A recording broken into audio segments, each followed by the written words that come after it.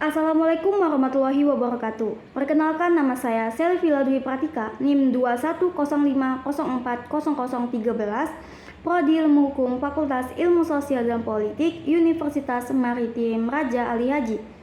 Tujuan saya membuat video ini untuk menjawab soal ujian akhir semester dari mata kuliah Hukum Acara Perdata, dosen pengampu Ibu Marniarani SHMH.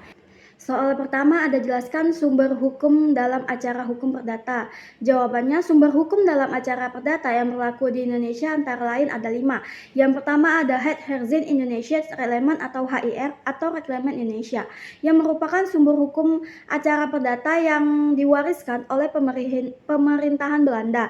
Adapun sumber tersebut sebenarnya mengacu pada pasal 5 ayat 1 Undang-Undang Darurat Nomor 1 Tahun 1951 tentang tindakan-tindakan sementara untuk menyelenggarakan kesatuan susunan kekuasaan dan acara pengadilan-pengadilan sipil.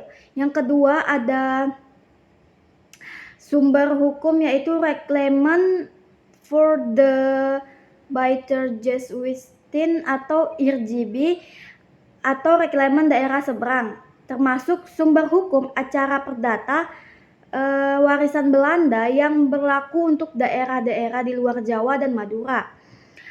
Dasarnya juga mengacu pada Undang-Undang Darurat Nomor 1 Tahun 1951 pada pasal 5 ayat 1. Yang ketiga ada Budget Wetboek atau Kitab Undang-Undang Hukum Perdata atau KUHP, khususnya dalam buku keempat tentang pembuktian dan kadaluarsa pada pasal 1865 sampai 1993. Yang keempat ada Wetboek van Koophandel atau WIVK atau Kitab Undang-Undang Dagang. Yang kelima itu ada jurisprudensi, yakni sumber hukum acara perdata yang disebutkan dalam putusan Mahkamah Agung nomor 99K/1971. Soal kedua, sebutkan dan jelaskan asas-asas hukum acara perdata. Jawabannya, asas-asas hukum acara perdata antara lain yang pertama ada hakim yang bersifat menunggu. Mengajukan tuntutan adalah hak pihak yang berkepentingan. Hakim bersifat menunggu datangnya tuntutan yang diajukan kepadanya. Namun sekali datang perkara diajukan kepadanya, hakim tidak boleh menolak untuk memeriksa dan mengadilinya meski dengan dalih hukum tidak dan kurang jelas. Selanjutnya yang kedua ada hakim bersifat pasif yang berdasarkan ketentuan dalam pasal 4 ayat 2 Undang-Undang Nomor 48 Tahun 2009, hakim hanya membantu para pencari keadilan dan berusaha mengatasi segala hambatan dan rintangan untuk dapat tercapainya peradilan yang cepat, sederhana, dan biaya ringan. Yang ketiga, ada persidangan terbuka untuk umum. Ketentuan ini termasuk juga dalam pasal 13 ayat 1 Undang-Undang Nomor 48 Tahun 2009. Asas ini bertujuan untuk memberi perlindungan hak asasi manusia di peradilan sehingga terjadi pemeriksaan yang adil dan objektif dan dapat keputusan yang objektif pula. Masyarakat juga boleh menyaksikan jalannya persidangan yang terbuka untuk umum, kecuali ditentukan lainnya oleh undang-undang dan persidangan dinyatakan dilakukan secara tertutup. Selanjutnya yang keempat itu ada mendengarkan kedua belah pihak, yang dimana tercermin dalam pasal 4 ayat 1 Undang-Undang Nomor 48 Tahun 2009 pada pasal 121 dan 132 HIR. Pengadilan harus memperlakukan kedua belah pihak itu secara adil atau sama, memberi kesempatan kepada kedua belah pihak untuk menyatakan pendapat dan tidak memihak.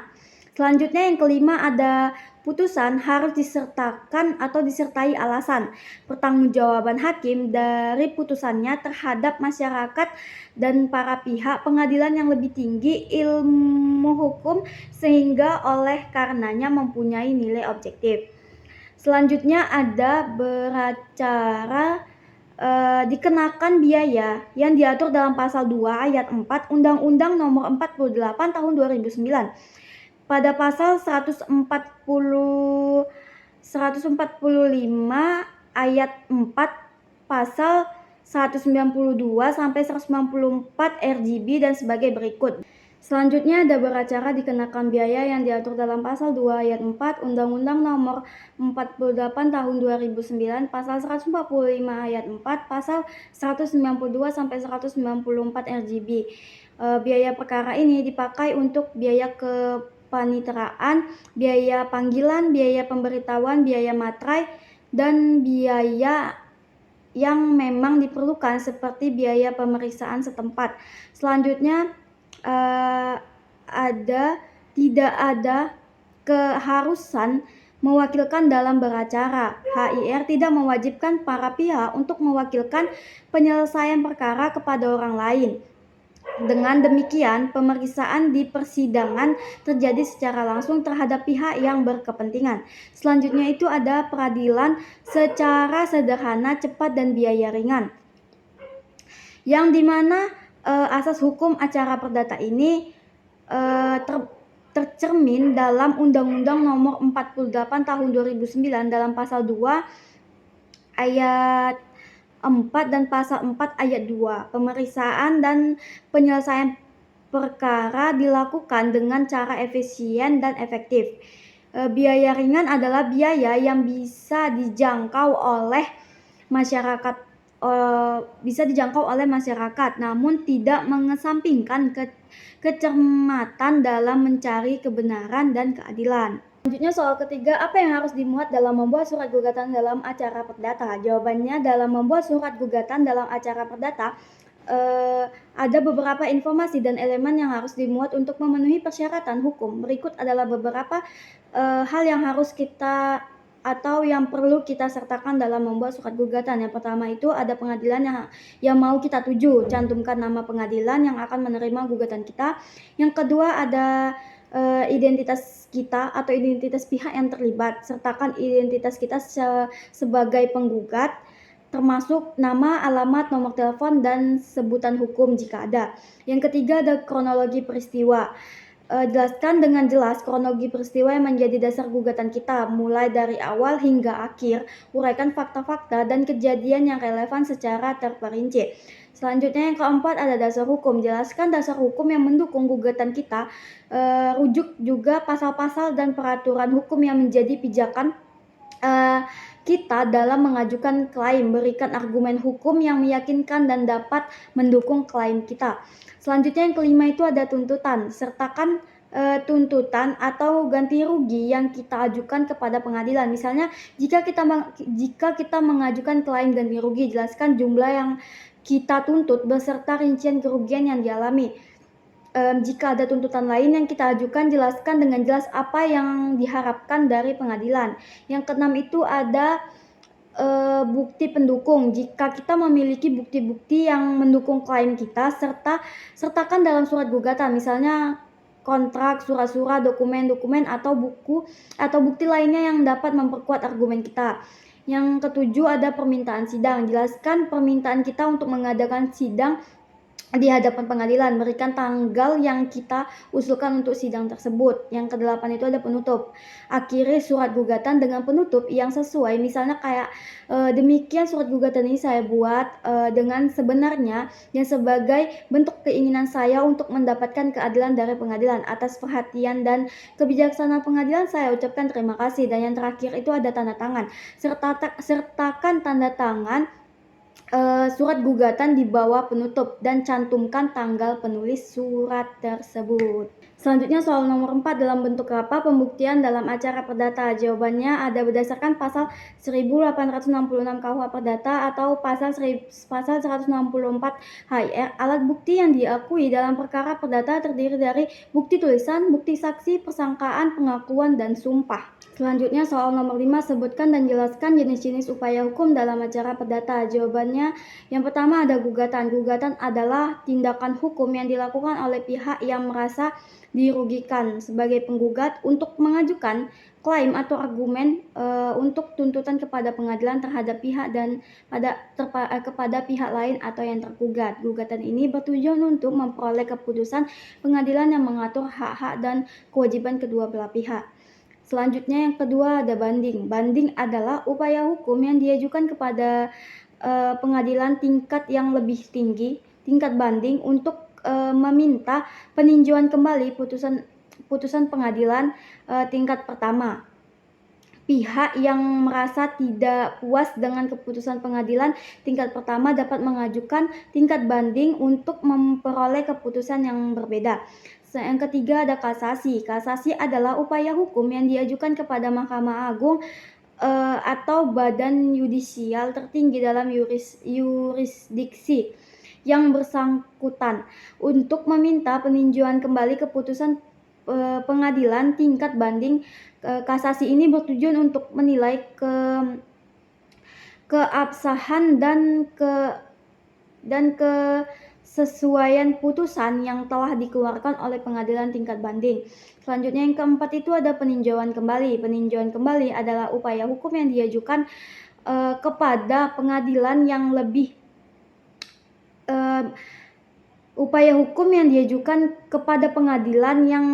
telah memutuskan perkara untuk meminta peninjauan ulang terhadap putusan yang telah dijatuhkan. Peninjauan kembali dapat diajukan berdasarkan adanya fakta baru yang muncul setelah putusan yang adanya kesalahan dalam penerapan hukum. Selanjutnya yang kelima itu ada perdamaian. Perdamaian adalah upaya penyelesaian perselisihan di luar pengadilan antara pihak yang terlibat. Pihak-pihak tersebut dapat mencapai kesepakatan melalui negosiasi dan mediasi untuk mengakhiri sengketa tanpa melalui proses pengadilan. Selanjutnya ada mediasi. Mediasi adalah proses di mana pihak yang terlibat dalam sengketa bekerja sama dengan mediator yang netral dan tidak memihak untuk mencapai kesepakatan penyelesaian yang dapat diterima oleh kedua belah pihak. Mediasi dapat membantu menghindari proses peradilan dan mencapai penyelesaian yang lebih cepat dan lebih fleksibel. Selanjutnya soal ke-6, jelaskan prosedur banding dalam acara perdata. Jawabannya, prosedur banding dalam acara perdata adalah tahapan hukum yang memungkinkan pihak yang merasa tidak puas dengan keputusan pengadilan tingkat pertama untuk mengajukan permohonan kepada pengadilan tingkat yang lebih tinggi guna memperoleh peninjauan ulang terhadap putusan tersebut. Berikut adalah langkah-langkah umum dalam prosedur banding dalam acara perdata. Yang pertama ada pengajuan permohonan banding, yang dimana pihak yang merasa tidak puas dengan keputusan pengadilan tingkat pertama harus mengajukan permohonan banding dalam batas waktu yang ditentukan oleh hukum. Permohonan banding harus berisi alasan-alasan yang jelas mengapa pihak tersebut tidak setuju dengan keputusan pengadilan pada tingkat pertama. Selanjutnya itu yang kedua ada pembuatan alasan banding. Setelah permohonan banding diterima oleh pengadilan tingkat yang lebih tinggi, pihak yang mengajukan banding harus menyusun alasan banding secara tertulis. Alasan banding ini harus berisi argumen yang mendukung klaim kita atau mendukung argumen kita bahwa keputusan pengadilan tingkat pertama tidak tepat. Yang ketiga ada pemberitahuan kepada pihak lain. Pengadilan tingkat yang lebih tinggi akan memberitahukan kepada pihak lain yang terlibat dalam perkara mengenai permohonan banding tersebut. Pihak lain kemudian memiliki kesempatan untuk merespons alasan banding yang diajukan. Yang keempat ada persidangan banding. Pengadilan tingkat yang lebih tinggi akan mengadakan persidangan untuk memeriksa argumen atau bukti yang diajukan oleh kedua belah pihak. Alasannya biasanya persidangan banding ini lebih terbatas daripada persidangan di pengadilan tingkat pertama. Selanjutnya, yang kelima ada putusan banding. Setelah mempertimbangkan argumen dan bukti dari kedua belah pihak, pengadilan tingkat yang lebih tinggi akan membuat keputusan. Keputusan ini bisa menginformasikan, membatalkan, atau mengubah keputusan pengadilan pada tingkat pertama tadi. Soal ketujuh, jelaskan prosedur kasasi dalam acara perdata. Jawabannya, prosedur kasasi dalam acara perdata adalah langkah-langkah hukum yang memungkinkan pihak yang merasa tidak puas dengan keputusan pengadilan tingkat banding untuk mengajukan atau tingkat kasasi untuk mengajukan permohonan kepada pengadilan yang lebih tinggi, yang biasanya disebut sebagai Mahkamah Agung atau Mahkamah Kasasi. Berikut adalah langkah-langkah umum dalam prosedur kasasi dalam acara perdata. Yang pertama, ada pengajuan permohonan kasasi. Pihak yang ingin mengajukan kasasi harus mengajukan permohonan kasasi secara tertulis ke Mahkamah Agung atau Mahkamah Kasasi dalam batas waktu yang ditentukan oleh hukum. Permohonan kasasi harus berisi alasan-alasan yang jelas mengapa pihak tersebut tidak setuju dengan keputusan pengadilan tingkat banding. Yang kedua, ada pembuatan alasan kasasi. Setelah permohonan kasasi diterima oleh Mahkamah Agung atau Mahkamah Kasasi, pihak yang mengajukan kasasi harus menyusun alasan kasasi secara tertulis. Alasan kasasi ini harus berisi argumen hukum yang mendukung klaim bahwa keputusan pengadilan tingkat banding tidak tepat. Selanjutnya itu yang ketiga, ada pemberitahuan kepada pihak lain. Mahkamah Agung atau Mahkamah Kasasi akan memberitahukan kepada pihak lain yang terlibat dalam perkara mengenai permohonan kasasi tersebut. Pihak lain kemudian memiliki kesempatan untuk merespon alasan kasasi yang diajukan. Yang keempat, ada penelitian kasasi. Mahkamah Agung atau Mahkamah Kasasi akan mengajukan atau akan melakukan penelitian kasasi berdasarkan alasan-alasan yang diajukan oleh pihak yang mengajukan kasasi. Penelitian ini melibatkan pemeriksaan keputusan-keputusan yang diajukan di tingkat pengadilan sebelumnya serta argumen dan bukti yang telah disampaikan oleh pihak-pihak yang terkait. Yang kelima dan yang terakhir ini putusan kasasi. Setelah melakukan penelitian, Mahkamah Agung atau Mahkamah Kasasi akan membuat putusan kasasi. Putusan kasasi ini juga bisa memberi informasi atau bisa juga memberikan informasi atau membatalkan atau mengubah keputusan pengadilan tingkat banding. Putusan kasasi biasanya bersifat final dan mengikat kecuali ada alasan-alasan yang kuat untuk mengajukan peninjauan kembali. Soal 8 dan soal terakhir, bagaimana kedudukan mediasi dalam acara perdata? Jawabannya, mediasi memiliki kedudukan yang penting dalam acara perdata sebagai salah satu metode alternatif penyelesaian sengketa di luar jalur litigasi. Mediasi adalah proses di mana pihak-pihak yang terlibat dalam sengketa bekerja sama dengan seseorang mediator netral dan tidak memihak untuk mencapai kesepakatan penyelesaian yang dapat diterima oleh kedua belah pihak. Berikut adalah beberapa aspek yang menjelaskan kedudukan mediasi dalam acara perdata. Yang pertama itu ada metode alternatif penyelesaian sengketa. Mediasi merupakan salah satu untuk metode alternatif penyelesaian sengketa atau alternative dispute resolution atau ADR. Dalam acara perdata, mediasi dapat dipergunakan sebagai alternatif dari proses pengadilan tradisional yang membutuhkan putusan pengadilan. Dengan mediasi, pihak-pihak berupaya mencapai kesepakatan penyelesaian secara sukarela dan saling menguntungkan. Yang kedua, ada peran mediator. Mediator adalah pihak netral yang ditunjuk untuk memfasilitasi proses mediasi. Mediator bertindak sebagai penghubung antara pihak-pihak yang berselisih dan membantu mereka dalam berkomunikasi, mengeksplorasi masalah, mencari solusi, dan mencapai kesepakatan. Mediator tidak memiliki kekuasaan untuk mengambil keputusan, namun mereka membantu pihak-pihak mencapai kesepakatan yang dapat diterima oleh semua. Yang ketiga, ada kebebasan dan fleksibilitas. Salah satu keunggulan mediasi dalam acara perdata adalah kebebasan dan fleksibilitas yang ditawarkannya. Mediasi memberikan kesepakatan bagi pihak-pihak untuk secara aktif terlibat dalam proses penyelesaian sengketa dan memiliki kendali atas hasilnya. Pihak-pihak dapat mengeksploitasi opsi dan mencari solusi kreatif yang memenuhi kebutuhan dan kepentingan mereka. Yang keempat, ada peningkatan peluang penyelesaian. Mediasi dapat meningkatkan peluang penyelesaian sengketa dengan cara yang lebih cepat dan lebih efisien. Dalam beberapa kasus, mediasi dapat menghindari proses pengadilan yang memakan waktu dan biaya yang tinggi. Dengan mencapai kesepakatan melalui mediasi, pihak-pihak dapat menghindari ketidakpastian hasil pengadilan dan memperoleh solusi yang lebih memuaskan. Yang terakhir dan yang kelima, ada perlindungan privasi. Mediasi juga memberikan perlindungan terhadap pihak-pihak yang terlibat dalam sengketa. Selama mediasi, informasi yang diungkapkan biasanya bersifat rahasia dan tidak boleh diungkapkan kepada pihak lain tanpa persetujuan semua pihak yang terlibat. Hal ini memberikan lingkungan yang lebih aman bagi pihak-pihak untuk membahas isu-isu sensitif tanpa takut informasi tersebut akan digunakan melawan mereka. Sekian dari saya, mungkin itu saja yang bisa saya sampaikan. Kurang dan lebih saya mohon maaf. Saya akhiri dengan mengucapkan wabillahi taufik walhidayah. Wassalamualaikum warahmatullahi wabarakatuh.